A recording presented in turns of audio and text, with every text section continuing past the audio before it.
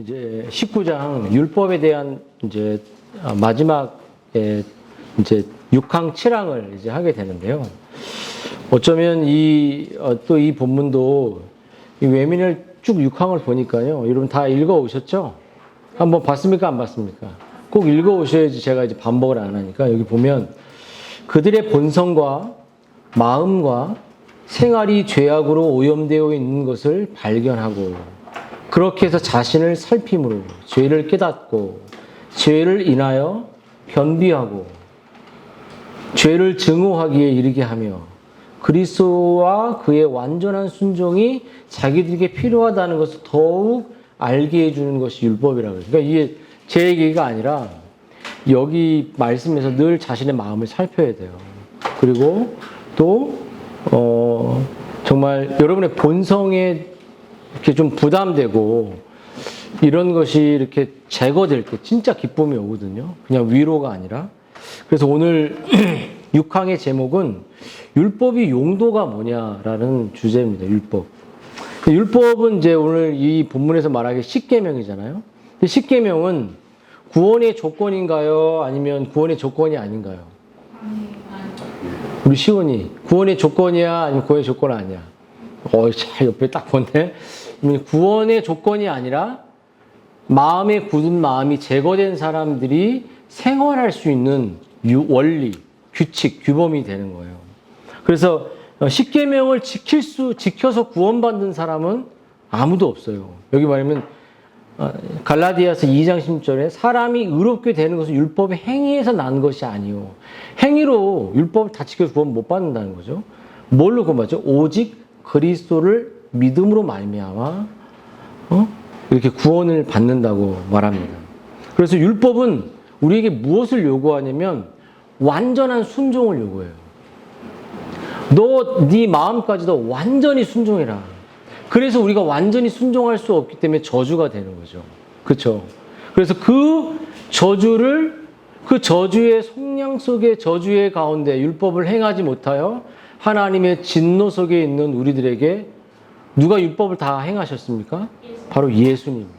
그분을 믿을 때 그분의 율법의 그 완성했던 그분이 마침이 됐던 그 은혜가 바로 우리의 것이 된다는 거죠. 이 사실이 율법이 우리에게 보여준다는 거죠. 그래서 로마서 10장 4절에 보면 그리스도는 모든 믿는 자들에게 의를 이루기 위하여 율법의 마침이다. 율법을 완성하셨다는 거예요. 율법이 폐해진 게 아니라 완성해졌기 때문에 그분만 믿으면 그분이 한 게 내 거가 되는 그러한 것이 율법이 우리에게 가르쳐주고 있는 내용이라는 거예요. 그래서 율법의 이 10계명은 그리스도인의 생활의 법칙이고 하나님을 사랑하고 지체를 어떻게 사랑해야 될지, 하나님을 어떻게 사랑해야 될지, 지체를 어떻게 사랑해야 될지를 알려주는 계명이 10계명이라는 거예요. 생활 법칙이라고 말할 수 있죠. 그래서 10계명을 우리가 잘 알고 잘 하나님 말씀을 깨달을 때 하나님이 누구고 또 그 계명에서 사람을 어떻게 지체를 사랑해야 되는지에 대한 이야기가 나온다는 거죠. 그래서 이 도덕법은 10계명은 불신자들도 지켜야 되는 법이에요. 왜냐하면 생활의 법칙이라고 했잖아요. 믿지 않는 자들도 10계명을 지켜야지 사회가 우리의 관계가 건강해져요. 어떤 측면을 그러냐면 여러분 우리가 간음하지 말라라고 7계명 말할 때 이 간음하지 말라를 어기기 때문에 성범죄가 일어나고 정말 영적인 간음이 일어나고 정말 실제로 정말 혼탁한 남과 여가 바뀌어버리는 이러한 질서가 이 간음하지 말라는 10계명의 하나님의 말씀을 믿지 않고 실천하지 않기 때문에 사회가 이렇게 혼탁해지는 겁니다. 그래서 간음이라는 말은 영적 간음도 있지만 성에 대한 왜곡된 시각이 우리 안에 들어오는 거예요. 내가 오늘 남자가 되고 여자인데 내가 오늘 남자인데 여자가 되는 그러한 성의 왜곡, 그게 하나님이 정하신 성을 반역하는 간음이 된다는 거예요. 근데 이 10계명을 세상 사람들이 안 지키잖아요. 근데 우리 신자들이 그걸 지킬 때 적어도 우리 가정 안에서 또 교회 안에서는 정말 하나님이 원하는 그 나라와 건설, 이제 교회의 아름다운 가정의 모습이 일어난다는 거죠. 그래서 우리들은 정말 이 7계명을 지켜야 되는 그 이유가 거기 있는 거죠. 불신자들도. 근데 또 10계명에서 탐내지 말라라고 말했을 때 여러분 이것을 지키지 않으니까 빼앗게 되고 여러분 싸우게 되고 이런 일들이 탐심이 끝없이 나오는 거. 10계명에서 하지 말라는 거. 여러분 그래서 오늘 성경이 그래서 이 생활의 법칙은 영어 원문엔 great use예요. 그냥 정말 엄청난 귀한 하나님의 유용한 법칙이라는 거예요. great란 말을 딱 썼죠. 그래서 그들에게 하나님의 뜻과 지켜야 할 의무에 대해서 알려줌으로써 그들을 지도하고 강제하여 그것을 따라 행할 수 있도록 이 10계명이 우리에게 주어졌다는 거예요. 그리고 이 데살로니가 4장 3절에 보면 하나님이 우리를 향한 그 뜻은 뭘까요? 거룩함입니다. 여기 하나님의 뜻은 이것이니 너희의 거룩함이라 곧 음란을 버리고 신자들의 삶과 관련해 드러난 하나님의 뜻은 구별된 삶이에요. 우리 친구들이 우리 주일학교 친구들도 그렇고 우리가 세상에 나아가면 세상적인 얘기를 많이 해요. 정말 그것으로부터 여러분이 사고를 분리하려고 노력을 많이 해야 돼요. 자, 그러면 이제 도덕법의 용법을 좀 자세히 보면요. 도덕법이 우리에게 자세히 세 가지를 얘기하는 거예요. 칼빈이 말했고, 율법의 용법. 율법은 뭘 담고 있냐. 율법은 10계명을 지켜는 것도 율법이지만 좀 더 자세히 들어가면 첫 번째 율법은 뭘까요? 죄를 깨닫게 해주는 거예요. 자, 저거 중요한 거예요. 율법의 내용, 핵심 내용은 내 죄를 깨닫게 하는 겁니다. 등불과 거울로 비유할 수 있는 거죠. 정말 거울처럼 거울을 비춰서 이 하나님의 말씀이 내 본성을 비추는 일을 율법이 하는 거예요. 그래서 제가 매일매일 여러분에게 말씀을 보내잖아요. 그러면 그 거울 앞에 하루의 시작을 맞대야 돼요. 그렇지 않고 여러분의 삶이 그냥 가잖아요. 엉망진창으로 살아갑니다. 아무도 도울 수 없어요. 두 번째, 율법의 핵심 내용이 뭐냐면 죄가 깨닫게 되잖아요. 그러면 자기 힘으로 도무지 자기가 구원을 받을 수도 없고 하나님 앞에 거룩을 향해 나아갈 수 없는 자기의 무력감을 발견하게 됩니다. 그때 어떻게 되죠? 우리를 율법에 마침내고 완성자가 되신 그리스도를 찾도록 율법은 너 예수님 필요하다. 예수님 필요하다. 이렇게 아버지 엄마가 훈계하는 것처럼 너 지금 일로 가면 나쁜 길이야. 이게 다 율법의 용도예요. 율법은 온화하게 말하지 않아요. 우리에게 강하게 얘기한다고요. 매도 때리고 너 이 길로 가면 지옥이야. 이렇게 우리에게 너 그리스도를 찾아야 돼. 그리스도를 만나야 돼. 이렇게 말한다는 거죠. 그럼 여러분 이 율법의 세 번째 핵심은 뭐냐? 우리를 그리스도께로 인도하는 역할과 그럼 인도했으면 어떻게 돼요? 그리스도께서 우리를 그 의를 다 주시고 축복해 주셔서 우리가 이 세상을 거룩하게 살아갈 수 있도록 힘을 주시는 거예요. 율법은 복음이에요, 복음. 우리에게 이 세상의 생활 속에서 어떻게 살아가야 할지를 보여준다는 거죠. 그럼 율법의 첫 번째 용도를 자세하게 깨닫으면 죄를 깨닫는 거라고 그랬잖아요. 죄를. 하나님의 말씀이. 그래서 여러분 죄를 깨달아질 때 여러분 우리의 본성과 마음이 생활이 죄악으로 오염되어 있음을 발견하게 된다는 거예요. 그래서 자신을 살피죠. 하나님의 말씀이 여러분 TV를 보십시오. TV에 정말 감정몰이를 하는 사람들 보시고 거기에 양심이 찢어지는 게 있나요? 정말 내 죄를 이야기하나요? 그냥 따뜻하게 그게 필요 없다는 게 아니에요. 따뜻하게만 얘기해요. 괜찮아질 거야. 너를 기다리고 있어. 이렇게만 얘기하는 거죠.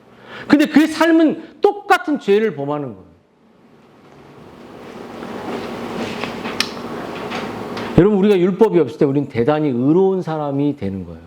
의로운 말을 하고 의로운 행동을 하고, 근데 율법은 그 말과 행동을 우리에게 딱 양심을 찔러서 너는 자격 없어. 너는 범죄하고 있잖아, 지금. 이렇게 우리에게 마음을 신령한 빛으로 율법이 양심을 비춰준다는 거예요. 네가 남편으로서 제대로 역할해? 네가 아내로서 제대로 살아? 이렇게 네가 자녀를 정말 신앙으로 키워? 이렇게 우리에게 율법을 빛을 비춰서 우리의 내면을 비추죠. 그래서 여러분, 율법은 우리에게 무엇을 말하냐면 오염되어 있다고 말하잖아요. 오염이 뭐냐면 여기 물컵이 있는데 여기에 제가 침을 살짝 뱉은 거 봤으면 먹을까 안 먹을까요? 줘볼까 한번? 안 먹죠. 이게 더럽다는 거예요. 이렇듯이 여러분, 율법은 우리의 마음뿐만 아니라 지성과 감성과 의지가 완전히 오염되어 있다는 거예요. 이 사실을 깨닫게 해서 심지어 자기의 생활까지도 죄악으로 오염되어 있다는 사실. 여러분 일상을 한번 보십시오. 딱 카메라로, 저 보세요. 카메라로 성희 집사님을 딱 찍었어. 한 생각들, 모든 걸 찍었어. 그럼 여기 틀어. 그러면 다음 주에 교회 나올 수 있을까요? 나올 수 있어, 없어요? 나올 수 있을 것 같은데? 기도하는 모습이 딱 찍히는 거 아니야? 희연자매를 일상을 하나님이 딱 생각부터 다 찍었어. 여기에 그리고 쫙 보여줘. 비디오로. 그럼 어떨 것 같아요? 네? 어떨 것 같아요? 다 못 나오죠. 저도 그렇고. 여러분 저를 침뱉어 버릴지도 몰라요. 저 더러운 목사 이렇게. 응?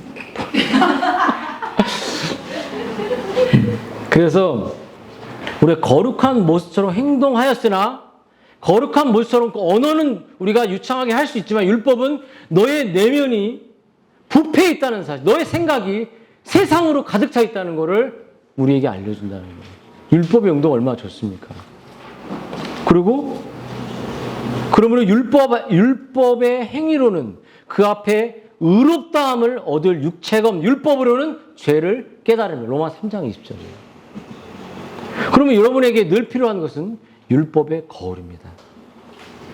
자기가 오물을 덮어쓰고 있고 자기가 지금 온몸에 더러운 막 똥들이 가득 찬데 이거를 그리스도의 보혈로 세례라는 물속에 들어가서 이렇게 닦는 그리스도의 보혈로 닦는 일을 매일매일 해야 되는데 예수님 제자들의 발을 닦잖아요.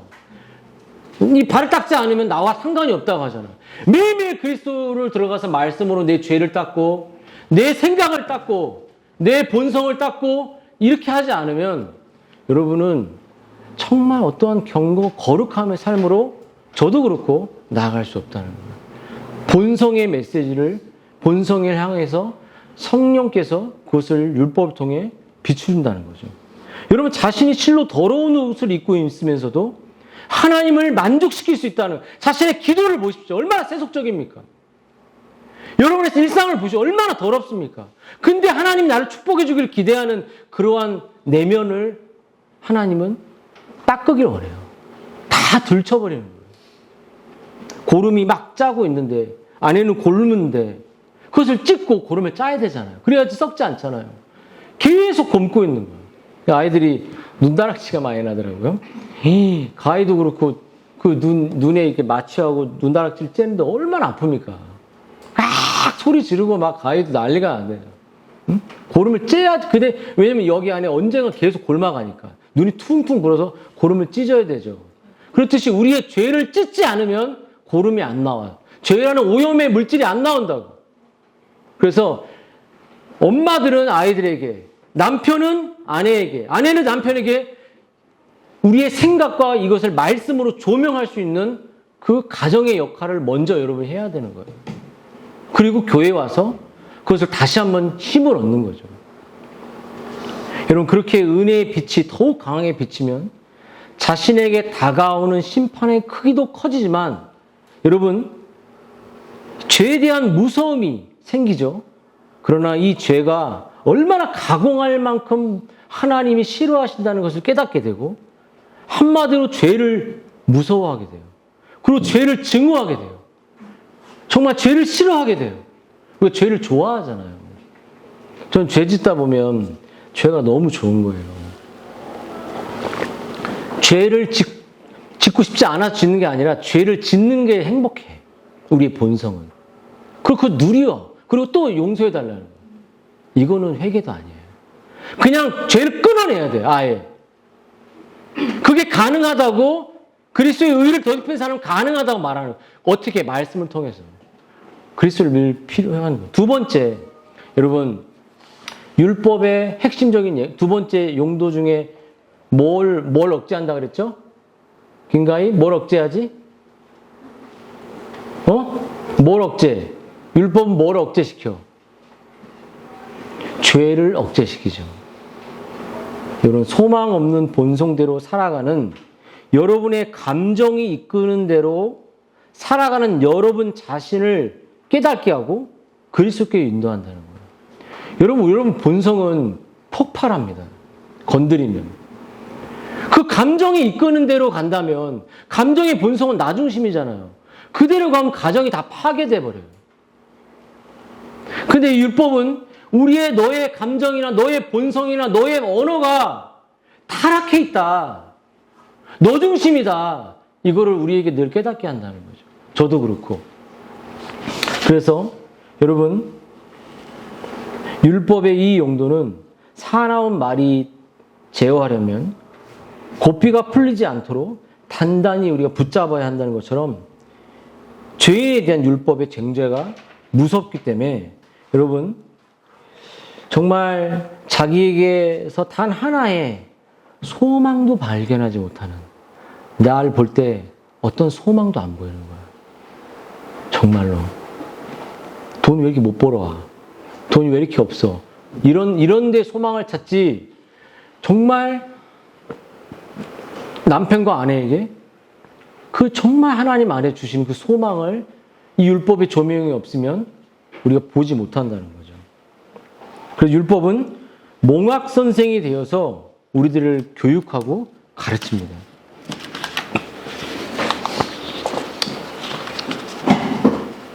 여러분 이런 작용들이 율법의 작용은 신자 안에서 이루어지죠. 거듭난 신자 안에서. 그렇지만 불신자들에게 어떻게 작용할까? 불신자들도 도덕법의 영향에 살아갑니다. 양심으로. 하나님이 도덕법을 주셨기 때문에 인간의 양심 속에 그들이 범죄할 때 그 양심의 도덕법이 내가 이거 나쁜 짓 했구나. 이런 양심의 자각을 받게 해요. 그래서 그 양심이 이 세상의 질서 있게 돌아가도록 하나님이 불신자들을 그 양심을 주신 거예요. 그래서 양심으로 심판받게 되어 있어요. 하지만 그들에게는 이 양심의 자각만 있지 성령의 빛이 없기 때문에 여러분 자기의 진짜 죄를, 자기의 진짜 모습을, 자신의 진짜 본성을 깨닫지 못해요. 여러분 한번 자기가 남편에게 또 남편은 아내에게 정말 악한 것을 계속 범죄하고 있는 그런 자신을 깨닫습니까? 어떻습니까? 응? 어때요? 응? 우리 승민이 어때? 승민이 형제. 아내에게 어떻습니까? 전 너무 악하다고 생각하죠. 응? 잘해요? 응? 말을 안 해. 그래서 여러분, 이제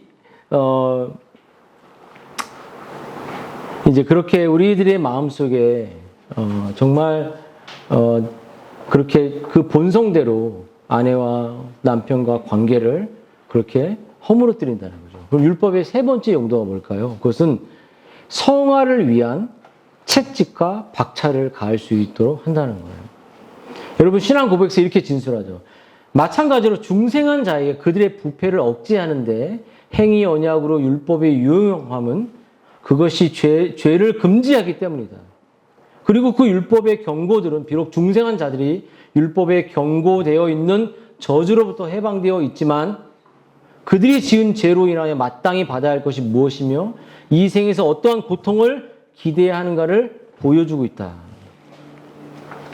여러분, 그래서 이 율법은 정말 우리가 죄가 무엇이고 하나님 앞에 그 엄청난 죄가 어떤 것인지를 그분을 슬프게 했다는 그 사실을 깨닫게 함으로 정말 우리가 그런 나에게 찾아오시는 그리스도의 그 용서, 은혜를 감격하게 만든다는 거예요. 나 같은 자를 이렇게 축복하셨구나. 여러분 정말 하나님의 율법을 실천할 때 여러분 우리 안에 최고의 기쁨이 생겨요. 기쁨. 여러분이 추구하는 기쁨이 무엇인지 모르겠지만 여기서 뭐라고 말했냐면 율법을 성취할 때 율법에 순종하는 것이 얼마나 기뻐하시고 율법을 성취할 때 그들에게 어떠한 축복을 주시는가를 보여주고 있다라고 합니다. 외민신앙국에서. 율법을 실천할 때 우리가 정말 율법으로 구원을 위해 실천하는 게 아니라 하나님의 거룩한 명령으로서 자발적으로 실천할 때 기쁨을 주시고 정말 하나님이 우리를 창조한 목적대로 살아가게 하고 우리를 축복하시고 우리의 영혼과 우리의 가정과 우리의 삶에 유익하게 풍성하게 해준다는 거예요. 여러분 어떻습니까? 하나님을 기뻐하시는 일을 하는 것이 여러분에게 진짜 최고의 기쁨인가요? 어때요? 여러분의 삶의 목적이 뭔가요? 순영이가 하나님의 영광이라고 하던데 여러분 뭡니까? 살아가는 목적. 희연자매 살아가는 목적이 뭐예요? 응? 인생을 살아가는 목적이 뭐예요? 애 잘 키우는 거? 응? 뭐예요?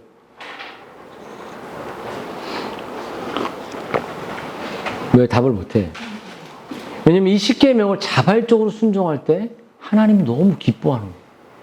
말씀을 실천할 때 하나님 너무 기뻐. 여러분 어머니 우리 아까도 공부 얘기했듯이 애들이 자발적으로 공부하면 어때요? 하나님 기뻐해요 안 해요? 우리가 기뻐 안 기뻐요? 기쁘잖아요. 어거지로 시키니까 화가 딱 나는 거잖아. 근데 하나님 말씀 여러분은 어거지로 지키잖아요. 그럼 하나님 기뻐하실까요? 안 기뻐하시죠. 왜 어거지로 지키냐고요, 어거지로. 그러면서 아이들에게는 억지로 왜 시키냐고요. 여러분도 하나님의 말씀을 즐거워하지 않는데 아이들에게 하나님의 말씀을 즐거워하라고 어떻게 말할 수 있겠습니까? 이율배반인 거예요. 부모도 안 되면서 아이들에게 강요하지 마세요, 그렇게. 그래서 여러분, 율법은 결코 선을 장려하고 악을 막는다고 해서 사람이 선을 행하고 악을 삼기는 그것이 곧 그가 율법 아래 있고 은혜 아래 있다는 증거가 되는 것이 아니라는 것이죠. 그럼 여러분, 율법은 정말 우리에게 성령께서 임해서 하나님이 기뻐하는 삶으로 우리를 늘 그리스도를 의지하고 죄를 죽이고 또 그 그리스도께 공급해 주는 힘으로 이 세상을 살아갈 수 있도록 한다는 거죠. 그러면 마지막 7항에서 이 율법의 도덕법이 하나님의 강단에서 선포되고 여러분의 일상에서 그 말씀 안에 노출될 때 어떠한 일이냐? 거듭남이 일어난다는 거예요. 거듭나고 싶으면 내가 중생하고 싶으면 하나님의 말씀을 집중하십시오. 여러분이 제가 이제 하이퍼 칼빈과 이제 스펄전 책을 번역을 해가지고 이제 다 나와요. 좀 있으면. 근데 그 스펄전이 우리들에게 말하는 것은 뭐냐면 하이퍼 칼빈자들은 그냥 선택된 자들에게 특정 반응이 있는 사람들에게만 복음을 전하라고 하지만 스펄전의 그 균형은 뭐냐면 인간이 복음을 받아들인 노력을 해야 된다는 거예요. 여러분이 받아들이고 노력하지 않고 거부하면 절대 변화되지 않아요. 남편이 얘기할 때 거부하지 마세요. 아내가 얘기할 때 거부하지 마세요. 그러면 여러분 걔 지옥행이에요, 지옥행. 그래서 나아진 게 뭐예요? 본성대로만요. 너나 잘해. 왜 안 하던 짓 해? 왜 말씀에 일상 속에 안 살면서 왜 이걸 요구해? 본성으로 거부하면 끝나는 거예요. 그래서 이 율법은 영어 원문에 달콤하다 그렇게 말해요. 달콤하다. 감미롭다. 그래서 하나님이 오늘 에스겔서의 말씀을 주면서 율법을 통해서 정말 그리스도의 성령은 인간의 의지를 억제하고 율법 안에 계시해 되어 있는 하나님의 뜻을 이루는 데 필요한 일을 자유롭고 기쁜 마음으로 행한다. 이게 뭐냐면 우리 안에 말씀이 달콤하게 만들어요. 우리 김선욱 권사님 말씀이 달콤합니까? 정말이에요? 우리 함 권사님 말씀 달콤해요? 짭짤한가? 우리 승민이 말씀 달콤해? 달콤해 안 달콤해? 말씀 읽니? 읽고 있어 안 읽고 있어? 우리 성희 집사님 말씀 달콤한가요? 안 달콤해 보이는 것 같은데 저기 우리 박지은 사모님. 자, 그래서 이 말씀을 통해서 하나님이 주시는 건 뭐냐면 에스겔의 새 마음을 주신다는 거예요. 여러분, 에스겔 선지자는 주 예수 그리스도의 서의 언약 아래서 주실 중생의 역사를 이렇게 설명했어요. 중생이 어떤 거냐? 새 영, 성령을 말씀이 선포될 때 새 영을 너희 속에 두고, 여러분 성령께서 말씀을 통해서 우리의 내면에 찾아오셔서 죄를 드러내고 굳은 마음을 박살내버리는 거죠. 새 마음을 두고 너희 육신에서 굳은 마음, 정말 굳은 자기 본성, 굳은 딱딱한 그 마음, 우리 안에 작은 선행의 빛만 있는 그 정도가 아니라 정말 하나님 때문에 정말 저 지체를 돕는 그러한 그 마음이 생기도록 우리의 이기적인 마음을 하나님이 굳은 마음을 제거하신다는 거죠. 그리고 부드러운 마음으로 줄 것이며 내 영을 너희 속에 두어 내 율례를 행하게 하리니 너희는 이 규례, 이 말씀을 지켜 행할지라. 오늘 읽은 말씀입니다. 여러분, 새 마음을 준다는 것은 정말 중생에서 그리스도와 연합을 되는 거예요. 연합된 뭐예요? 그리스도가 머리가 되셔서 그분의 말씀을 내 몸이 그대로 순종하는 거예요. 본성이 변화됩니다. 본성이. 여러분, 중생한 영혼에게는 여러분 하나님과 함께 하자고 하는 깊은 소원을 불러일으킵니다. 내 내면의 본성 속에서는 아이 그냥 빨리 끝내고 집에 가야지 이게 아니라 그 중생이 일어날 때 이 우리의 본성은 말씀이 너무 달콤하다. 이 시간을 계속 오래 있었으면 좋겠다. 이러한 사모함이 마음속에 생긴다는 거예요. 일 끝나고 빨리 가버리고 여러분이 그 예배 땅을 빨리 떠나서 여러분의 일 처리하는 그런 파렴치한 삶이 아니라 그냥 예배 가운데 죽고 싶다. 그리스도를 바라보고 싶다. 하나님을 정말 어떻게 하면 영화롭게 할 수 있을까?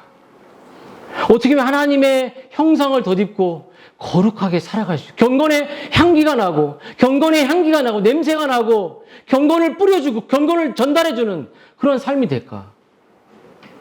근데 여러분, 우리는 때때로 좋은 마음을, 선한 마음 품었다가 본래로 돌아가 버리고 과거의 모습과는 전혀 그런 모습으로 돌아갈 때가 많죠.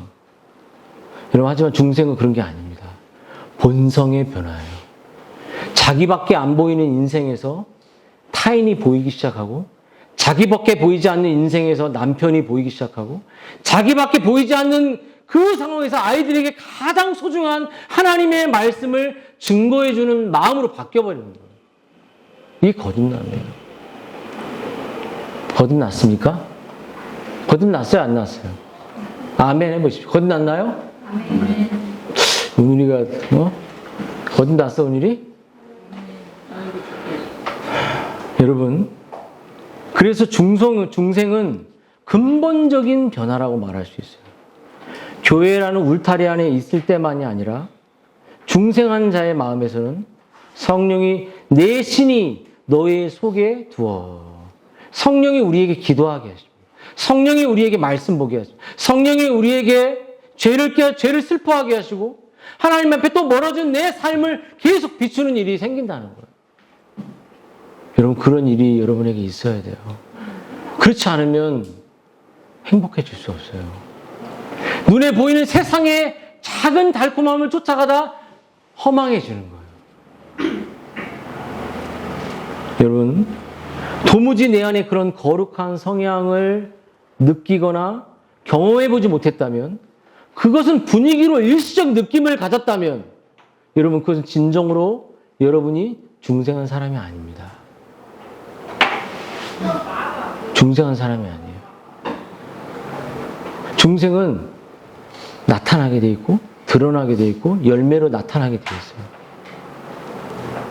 여러분 해바라기가 해를 바라보는 방향으로 몸을 움직이듯이 여러분 중생한 사람은 중생한 하나님의 자녀는 언제나 하나님을 향하게 되어 있어요.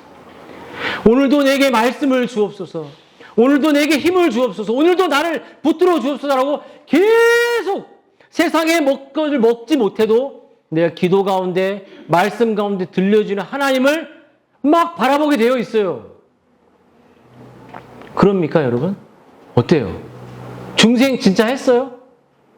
정말 중생했냐고요? 한번 꼭 정말 물어보셔야 돼요. 서로 가까운 사람한테 거듭났습니까? 여러분 이보다 중요한 중생의 증거는 없어요. 중생의 증거는 새 마음입니다. 하나님의 말씀을 절대적으로 믿고 그리스도를 사랑하고 죄와 싸우고 지체들을 사랑하는 그런 본성들이 인간에게는 없어요. 중생할 때 생기는 거예요. 이전에 결코 알지 못했던 경험할 수 없던 새 마음을 가지고 너희 안에 행하시는 이는 하나님이시니 우리 안에 하나님이 기쁜 뜻을 주셨고 그 기쁜 뜻을 나를 통해 실천하시고 나를 움직인다는 것을 믿게 되는 거죠. 그래서 여러분 중생과 율법의 관계는 나의 법을 그 속에 두며 마음에 기록하셨다는 거예요. 그러니까 하나님의 율법이 그냥 양심이 아니라 내 내면 안에 박혀 있는 거예요.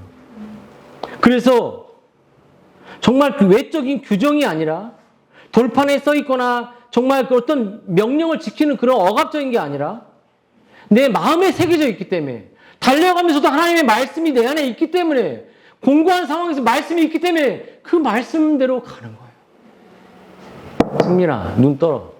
어? 졸려면 일어나야지.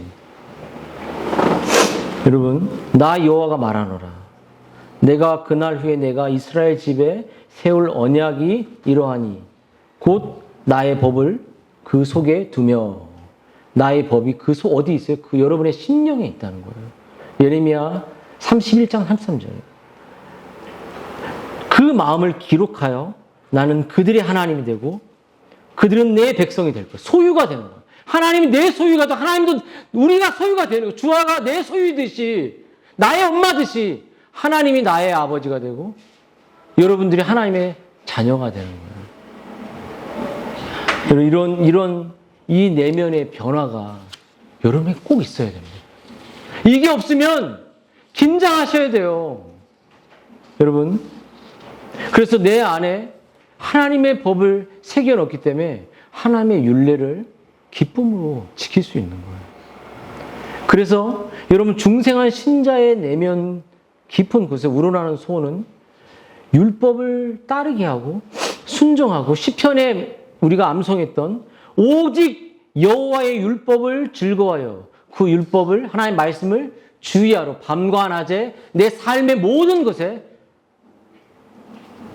묵상한다, 즐거워한다 말하잖아요. 이게 중생한 신자입니다. 여러분, 제가 성경 몇 구절만 읽고 마치겠습니다. 내가 재물을 즐거워함 같이 세상을 즐거워함 같이 주의 증거의 도, 말씀의 도를 즐거워하나이다. 주의 율례를 즐거워하며 주의 말씀을 내가 잊지 않을 것입니다.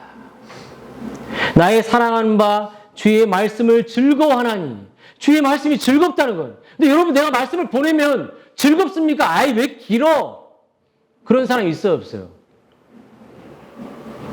승민이 길다고 짜증 부리는 거 아니야? 아니겠지? 어떻습니까? 이런 말씀 보내면 어때요? 감사가 나옵니까? 여러분의 영혼들을 아침마다 깨울 수 있는 감사가 나오냐? 아니면 왜 지겹게 계속 보내? 이런 마음은 중생한 자의 마음의 태도가 아니라는 거예요. 하나님 말씀이 딱 내게 오는 거는 네가 이 말씀을 듣고 돌아서라. 말씀을 듣고 나와 함께하자. 이건데 이걸 거부하면 여러분의 중생한 본성이 아니라는 거예요. 그래서 말씀에 반응하셔야 돼요. 말씀에 반응하고 지체의 말씀에 반응해주고 그 지체의 마음을 기쁘게 해주고 지체의 고백을 사랑해주고 이게 중생한 자예요.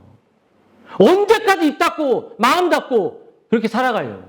본성이 바뀌었다는데 행동이나 이런 언어가 아예 안 바뀌는 거예요. 그 본성이 안 바뀌었다는 거예요. 거듭나지 않았다는 겁니다. 여러분 자녀의 공부에는 엄청 신경 쓰면서 여러분 여호와의 율법은 완전하여 영혼을 소송케 하고 여호와의 증거는 확실하여 우둔한 자를 지혜롭게 하며 여호와의 교훈은 정직하여 마음을 기쁘게 하고 여호와의 계명은 순결하여 눈을 밝게 한다. 뭘 봐야 될지, 어디를 하늘을 쳐다봐야 될지, 땅을 바라봐야 할지, 어떤 사고를 해야 될지. 여호와를 경외하는 도, 말씀은 정결에 영혼까지 이루고 여호와의 규례는 확실하여 다 의로우니 금 곧 많은 정금보다 사모할 꿀송이보다 달도다. 주의 종이 이 경계를 받고 이를 지킴으로 상이 크니이다. 내 마음에 딱 경고를 받고 이제 지키는 거예요. 그럼 하나님이 상을 주세요. 하나님이 순종하는 자들에게 복을 주세요. 하나님이 규례를 자발적으로 지키는 자들을 축복하세요. 억지로 지키는 자에게 주머니가 열립니까? 안 열리잖아요. 이것은 여러분 중생한 신자가 경험하는 새 마음과 새 축복이에요. 하나님께서 하나님의 성품을 기뻐하는 뜻을 중생한 신자의 마음에 기록해요. 하나님의 삼위 하나님 오늘 배웠잖아요. 삼위 하나님의 그 생명 속으로 들어가서 그분과 교제하는 거예요. 그분과 누리는 겁니다. 영생이라는 것은 영원히 살고 죽는 게 아니라 삼위 하나님의 생명 안으로 들어가서 삼위 하나님이 원하는 뜻을 이 땅 가운데 살아가고 누리고 드러내는 거예요. 이렇게 하나님 율법과 중생한 사람의 마음이 일치하게 하십니다. 그 법을 따라 살게 한다. 여러분 중생하셨습니까? 여러분 중생하셨냐고요? 중생하기 위해서 여러분은 이제 해야 될 건 뭐냐면 말씀을 붙드십시오. 매일 말씀을 붙들고 피곤하고 지쳐도 말씀을 붙들어야 돼요. 그 말씀을 붙들고 내 영혼에 내 가족이 살아나도록 기도해야 돼요. 같이 기도합시다.